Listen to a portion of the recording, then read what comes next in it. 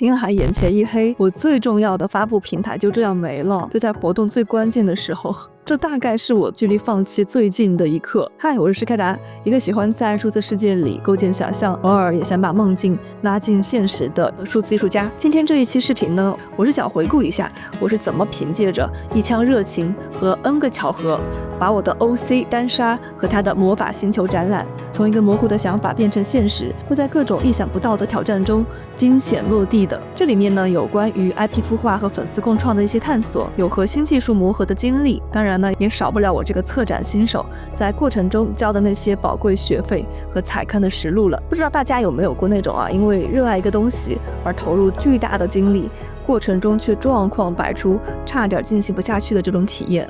这种心情呢，我这次真的是深刻体会到了。一切的开始呢，其实挺偶然的，源于我个人 IP 梦行人和主角单杀。我一直对用艺术探索心灵疗愈这个方向非常感兴趣啊。单杀呢，就是我在这个虚拟世界里的一个尝试和寄托。最早的火花来自一次给单杀征集家居服的活动，当时呢，我真没想到大家的热情和创造力呢，完全超出了我的预期。我收到了很多充满爱的设计我也是第一次真实的感觉到，单杀不仅仅是我脑海中的一个角色。他好像真的通过大家的画笔连接了很多人我猜呢，有很多朋友的 OC 对你们来说也不仅仅是一个角色吧，就是那种情感连接真的很特别。紧接着呢，在那次活动之后呢，大家好像是意犹未尽，我的群里面呢大家又开始热烈讨论绘画接龙，就是那种合作即兴充满未知化学反应的绘画形式。当时我就想这个我想试试，这个不就是社群互动应该有的样子吗？再后来呢，我又在一场比赛里面认识了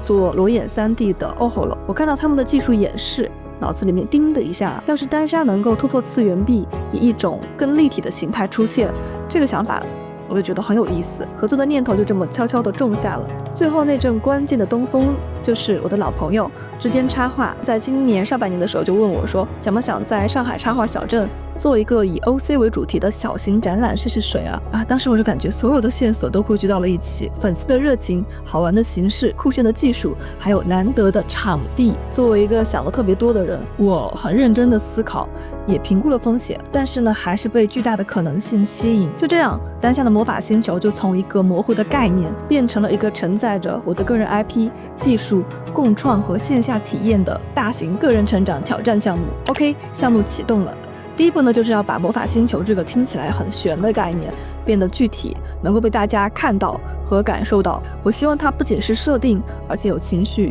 有氛围的空间。于是呢，就有了代表宁静的静蓝，象征灵感的幻流，带来活力的陈曼和充满生机的凡希。要找到那种既统一又有辨识度的梦河感的视觉风格，还要在神秘、疗愈、科幻这些元素间取得平衡。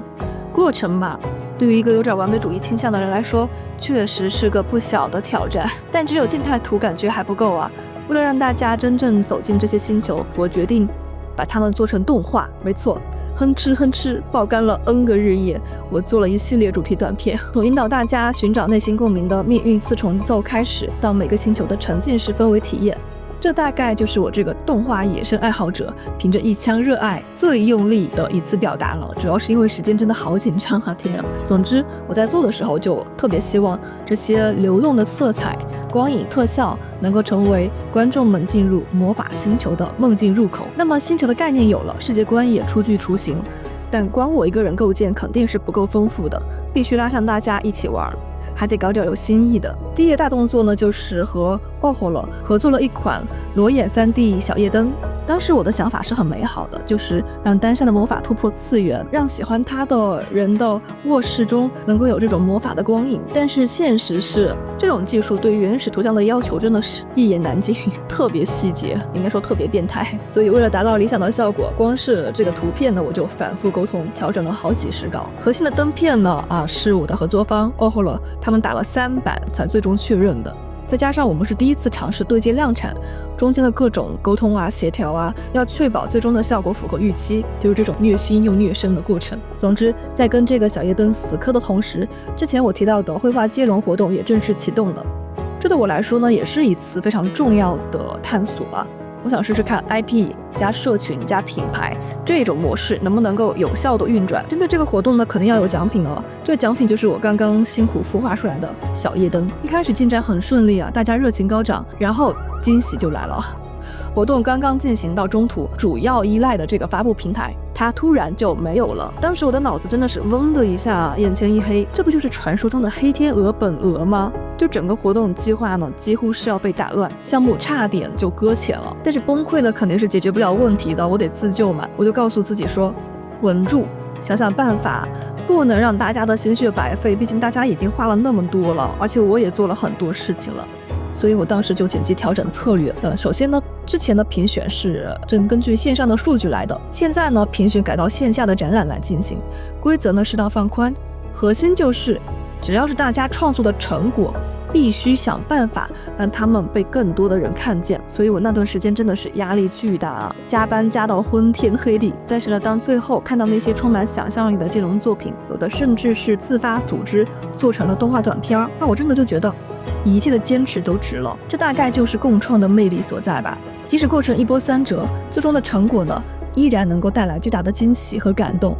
而这次意外呢，也实实在在的给我上了一课：计划永远赶不上变化，拥抱变化真的不是一句空话，而是实实在在的生存指南。线上的互动再热烈但是我总觉得还是需要一个真实的场域嘛，让大家能够真正走进这个魔法星球，触摸到这个世界的质感嘛。所以当我的老朋友之间插画提供了宝贵的机会的时候，我这个完全的策展菜鸟还是鼓起勇气接下了这个60平米的巨大挑战。我的想法不只是办个画展也不仅仅是我的 OC 个展，我更希望把它做成一个 OC 同好们可以线下交流互动的据点，探索一下线上与线下联动的新模式，也希望能够为 OC 的文化生态做一点点小小的贡献吧。基于这些考虑，我就设计了一条跃迁路线，希望能够引导大家一步一步的沉浸到这个我用心构建的小世界里。在这个空间中从用聊天的口吻介绍世界观的档案馆，到技术和粉丝共创交融的联合研究所，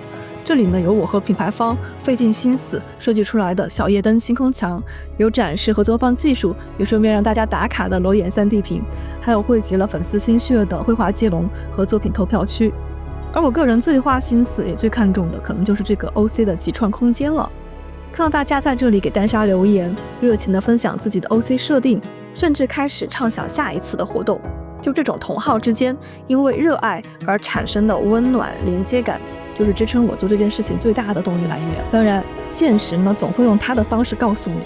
第一次策展没那么简单啊。作为有点强迫症倾向的策展新手，现场遇到的惊喜真的是太多了，完全措手不及。比如说一开始吧，我发现工人师傅贴错了一面关键的背景墙，我当时眼前一黑啊，就是入口处最重要的引导装置也是迟迟不到。第一天真的很少有人发现这里有个个展我要播放主要动画的显示屏出现了电路问题，还有展厅的空调不给力，这个春天热得像夏天一样的，总之每一天都在和各种突发状况做斗争。我想只要是亲手操办过线下活动的朋友，大概都能够体会这种计划赶不上变化的抓狂。虽然过程中手忙脚乱但是在我和之间插画还有品牌方共同的努力下，还是解决了不少的燃眉之急。